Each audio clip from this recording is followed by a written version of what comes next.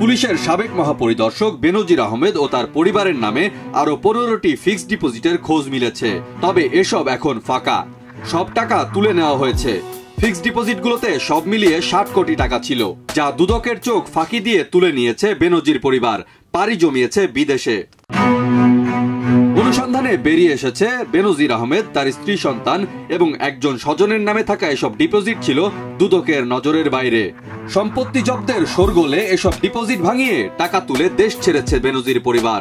দুদক ও গোয়েন্দা সংস্থাগুলো নিশ্চিত হয়েছে যে গত 1.5 মাসের ব্যবধানে ফিক্সড ডিপোজিটগুলো ভেঙে ফেলেছেন বেনজির আহমেদ। তাছাড়া দুদকের তালিকাভুক্ত 33টি হিসাব শাখা থেকেও কিছু টাকা সরিয়ে ফেলা হয়েছে। তবে কত টাকা কিভাবে সরানো হয়েছে তা নিয়ে রয়েছে ধোঁয়াশা। বেনজির আহমেদ সপরিবারে সিঙ্গাপুরে চলে গেছেন বলে জানা গেছে। পুলিশের একটি সূত্র দেশ রূপান্তরকে নিশ্চিত করেছে, গত 4 মে রাতে বেনজির ও তার পরিবারের সদস্যরা সিঙ্গাপুর এয়ারলাইন্সের একটি ফ্লাইটে ঢাকা ছাড়ে। দুদকের আবেদনে গত 23 মে বেনজির ও তার পরিবারের বিপুল সম্পত্তি ও ব্যাংক হিসাব জব্দের আদেশ দেয় আদালত। এরপর আরো কিছু সম্পদ ও ব্যাংক হিসাব জব্দের আদেশ আসে।